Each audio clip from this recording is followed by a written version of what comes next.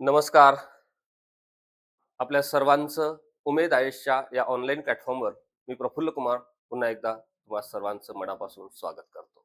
आजच्या सत्रामध्ये आपण मुलाखतीच्या तयारीची दिशा कशा पद्धतीनं असायला पाहिजे आणि अधीक्षक पदासाठी आपण मुलाखतीला सामोरे जात असताना जी भीती आहे ती कशा पद्धतीनं आपल्याला कमी करता येईल आणि मुलाखतीची परफेक्ट तयारी आपण ज्याला म्हणू, पूर्ण तयारी आपण ज्याला म्हणू, ती तयारी कशा पद्धतीने केली गेली पाहिजे.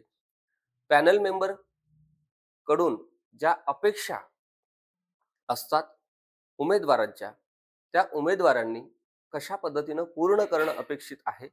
ऑफिसर लाईक क्वालिटीज म्हणजे काय? ह्या सर्व बाबींवर आपण आजच्या सत्रामध्ये पहिल्या भागामध्ये चर्चा करूया. आता ह्या पहिल्या भागामध्ये सांगत असताना ही बाब तुम्हाला माहिती आहे की नुकताच निकाल लागलेला आहे.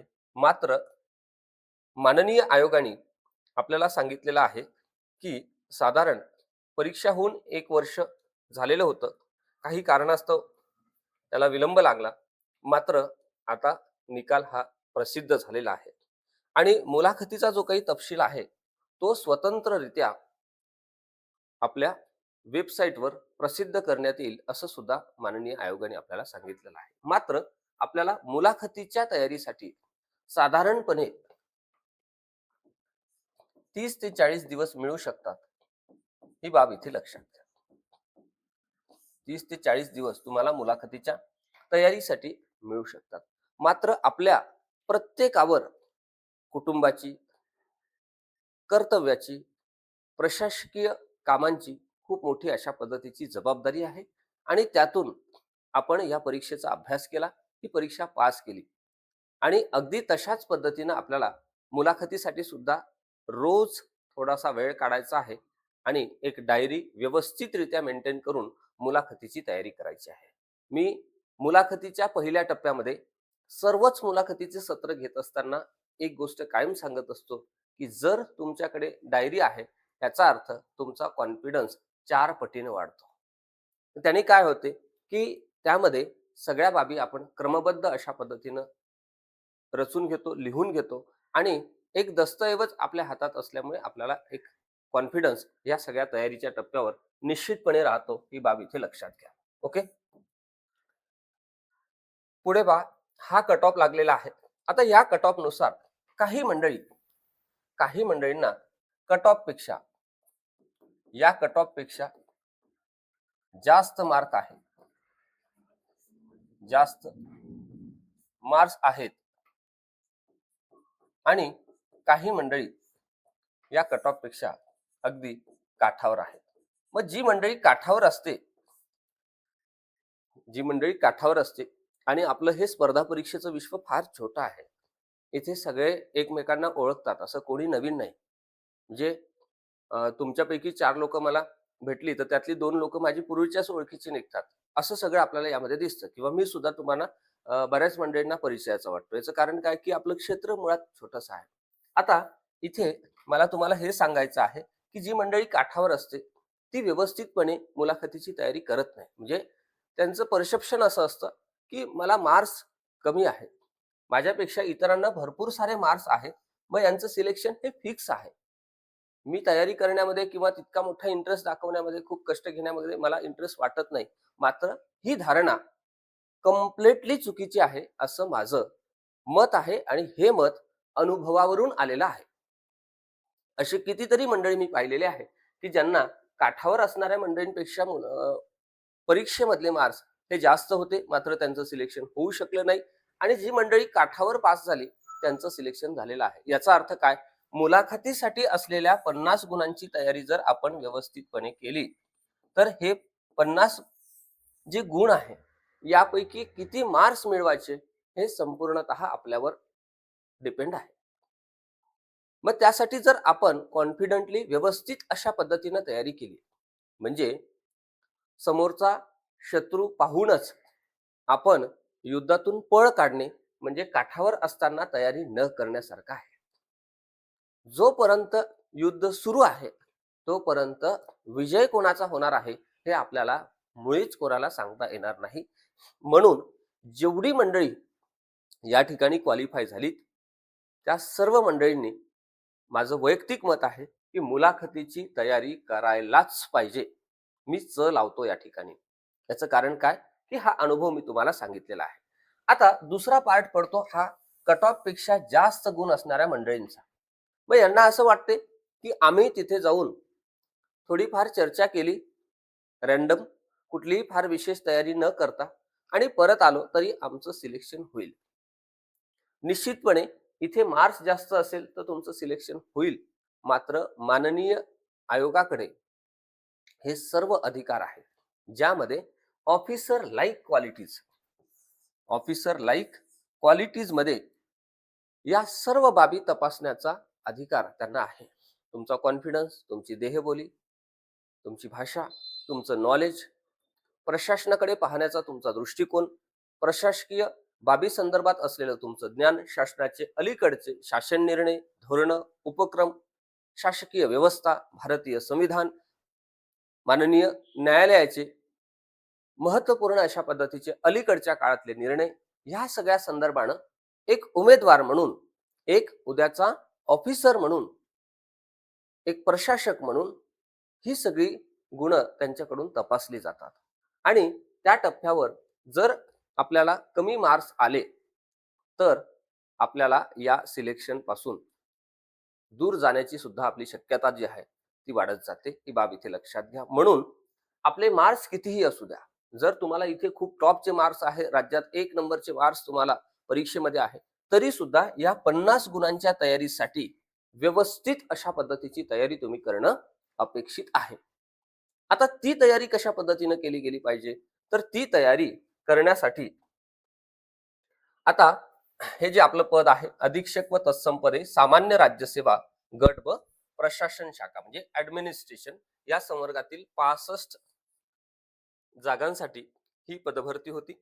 आणि त्यामध्ये आपल्याला इथे परीक्षा योजना ज्यावेळेस माननीय आयोगाने प्रसिद्ध केली होती, त्यावेळेस आपल्याला लेखी परीक्षेसाठी 200 गुण, जी की आपण उत्तम पद्धतीने पार पाडलेली आहे. आणि फायनली आता आपण या टप्प्याकडे वळलेलो आहोत, म्हणजे 50 गुणांच्या मुलाखतीच्या तयारीसाठी आपण सर्वजण आता आपण तयारीला सुरुवात केलेली आहे.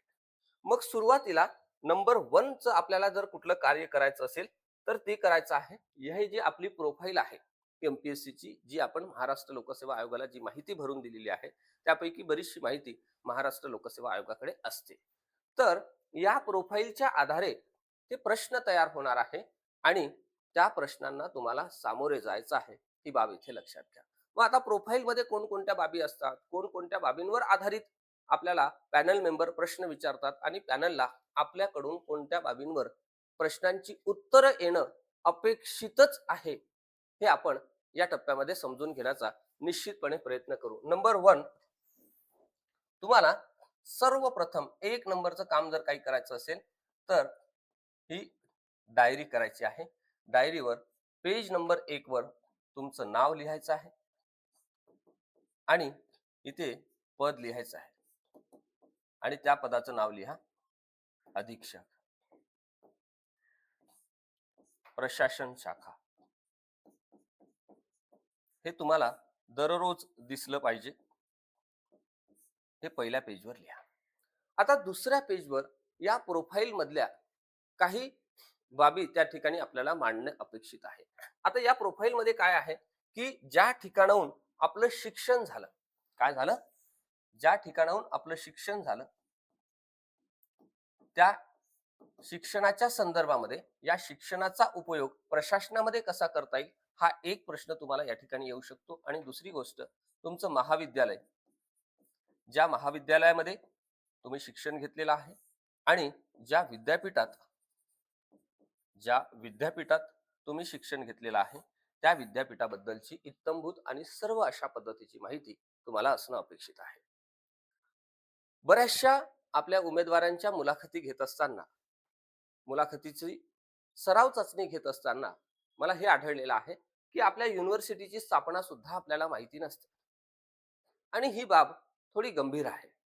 ज्या विद्यापीठातून आपल्याला पदवी मिळालेली आहे, ज्या विद्यापीठातून आपलं शिक्षण पूर्ण झालं, त्या विद्यापीठाच्या संदर्भामध्ये माहिती नसणं, मराठवाडा युनिव्हर्सिटीला विश्वरत्न भारतरत्न डॉक्टर बाबासाहेब आंबेडकरांचं नाव त्या ठिकाणी दिलेलं आहे. मग भारतरत्न डॉक्टर बाबासाहेब आंबेडकरांबद्दल आपल्याला माहिती सांगा असा जर प्रश्न विचारला किंवा त्यांचं भारतीय समाजासाठी असलेलं योगदान सांगा, तर निश्चितपणे आपल्याला सांगता आलं पाहिजे. अमरावती विद्यापीठाच्या बाबतीमध्ये त्या विद्यापीठाला संत गाडगेबाबा यांचं नाव दिलेलं आहे. मग आपल्याला संत गाडगेबाबांचं भारतीय समाजासाठी असलेलं योगदान किंवा त्यांनी केलेलं कार्य याबद्दल जर आपल्याला प्रश्न विचारले तर निश्चितपणे आपल्याला सांगता आले पाहिजे. सेम इतर सर्व विद्यापीठाच्या बाबतीमध्ये समजा आपलं शिक्षण हे पुणे विद्यापीठात झालं असेल, तर पुणे विद्यापीठाची स्थापना कधीची आहे, नामविस्तार कधी केलेला आहे, क्रांतीज्योती सावित्रीबाई फुले यांचं नाव या विद्यापीठाला देण्यात आलं, त्याची कारणं काय आहे, आणि सावित्रीदेवी फुलेंचं आपल्या भारतीय समाजासाठी, स्त्रियांच्या शिक्षणासाठी, समाजाच्या उन्नतीसाठी असलेलं योगदान तुम्हाला सांगा असा जर प्रश्न विचारला, तर हा साधा सोपा सरळ प्रश्न आहे, मात्र त्याची प्रॅक्टिस आपल्याला करावी लागते. याचं कारण असं की भरपूर सारी माहिती आपल्याला माहीत असते. इव्हन मी तुम्हाला सांगतो की 5 वर्ष, 7 वर्ष, 10 वर्ष, 15 वर्ष आपण सर्व्हिस केलेली आहे, आणि इतका दीर्घकाळ एका टेबलवर, एका चेअरवर बसून आपण काम केल्यानंतर सुद्धा त्या प्रशासनातल्या त्या पदांच्या संदर्भातली सगळी माहिती आपल्याला सांगता येत नाही. याचं कारण काय, की काम करणं हा पार्ट वेगळा आहे, आणि ते काम व्यक्त करणं म्हणजे एखाद्या पॅनल मेंबर समोर व्यक्त करणं, सिनियर मंडळींपुढे आपलं काम सांगणं, याला सुद्धा एक कॉन्फिडन्स लागतो, ही बाब इथे लक्षात घ्या. म्हणून आपल्याला अशा पद्धतीने तयारी करायची आहे, ही बाब लक्षात घ्या. पुढे मी इकडे येईल की आपला जो काही पत्ता आहे, आपला जो ऍड्रेस आहे, त्यामध्ये जिल्हा दिलेला असतो. या जिल्ह्याच्या संदर्भामध्ये विशेष अशा पद्धतीची माहिती तुमच्याकडे लागते. म्हणजे काय, तर जिल्ह्याची वैशिष्ट्ये काय आहे, जिल्ह्याची वैशिष्ट्ये काय आहे, जिल्ह्याच्या समस्या काय आहेत, त्या जिल्ह्याचं प्रशासन कसं आहे, म्हणजे प्रशासकीय चौकट कोण आहे, त्या जिल्ह्याचे पालकमंत्री महोदय कोण आहेत, जिल्हाधिकारी महोदय कोण आहेत, त्या ठिकाणचे एसपी किंवा कमिशनरेट एरिया असेल तर कमिशनर कोण आहेत, ह्या पद्धतीची सर्व माहिती ही आपल्याला त्या जिल्ह्याच्या संदर्भामध्ये निश्चितपणे लागते, ही बाब इथे लक्षात घ्या. आणि त्यानंतर काही ऍडिशनल रिझर्वेशन असेल तर त्या सगळ्या संदर्भामध्ये माहिती, आणि सर्वात महत्वपूर्ण बाब म्हणजे इथे छंदाचा जर उल्लेख तुम्ही केलेला असेल तर त्या छंदाबद्दलची माहिती सुद्धा तुम्हाला लागते. आता तुम्ही सर्वजण वेगवेगळ्या पदावर महाराष्ट्र प्रशासनात दीर्घकाळपर्यंत सेवा दिलेली आहे, त्यामुळे तुम्हाला इतर प्रश्न विचारण्याची शक्यता कमी असते. मात्र जर तयारी आपण सर्व अंगाने केली, सर्व टॉपिकची केली, तर आपला जो कॉन्फिडन्स आहे तो निश्चितपणे इतरांपेक्षा जास्त असतो, ही बाब इथे लक्षात घ्या. अर्थात काय, तर प्रशासकीय बाबींवर, शासकीय धोरणांवर, शासकीय उपक्रमांवर, अलीकडच्या निर्णयांवर, माननीय सुप्रीम कोर्ट आणि माननीय हायकोर्टाने दिलेले अलीकडच्या निर्णयांवर आपण अभ्यास करत असताना छंद असेल, विद्यापीठ असेल, महाविद्यालय असेल, जिल्हा विशेष असेल, या सुद्धा भागावर आपल्याला खूप चांगल्या पद्धतीची तयारी ही निश्चितपणे करावी लागते. आणि काही प्रश्न ओपिनियन बेसचे असतात, ओपिनियन बेसचे असतात, की सध्या देशभरामध्ये, महाराष्ट्रामध्ये ज्या काही चालू घडामोडी घडतायत, त्या घडामोडीच्या अँगलनं ॲज अ एक ऑफिसर म्हणून, एक प्रशासकीय घटक म्हणून आपली भूमिका काय असायला पाहिजे, आपलं कर्तव्य कार्य काय आहे, आणि आपण परीक्षेचा अभ्यास करत असताना विविध कायद्यांचा, विविध योजनांचा, विविध पॉलिसींचा अभ्यास केला, म्हणजे धोरणांचा अभ्यास केला, त्यावर आधारित सुद्धा प्रश्न हे निश्चितपणे विचारले जातात, ही बाब इथे लक्षात घ्या. आणि सोबतच आपण ज्या पदासाठी या ठिकाणी अर्ज केलेला आहे किंवा ज्या पदासाठी आपण मुलाखत देतो आहोत, त्या अधीक्षक पदाच्या संदर्भामध्ये, त्या अधीक्षक पदाच्या संदर्भामध्ये संपूर्ण माहिती आपण अभ्यासणं किंवा त्याची तयारी करणं, त्याची प्रॅक्टिस करणं अपेक्षित आहे, ही बाब इथे लक्षात घ्या. ओके, आजच्या पहिल्या भागामध्ये आपण एवढी माहिती पाहिलेली आहे. दुसऱ्या भागामध्ये आपण याचे जे सब टॉपिक आहे, जिल्हा विशेष असेल, युनिव्हर्सिटी असेल, किंवा अधीक्षक पदाविषयी तुम्हाला काय माहिती असणं अपेक्षित आहे, या सर्व बाबींवर त्या ठिकाणी चर्चा करू. ओके, चला, खूप खूप धन्यवाद. All the best.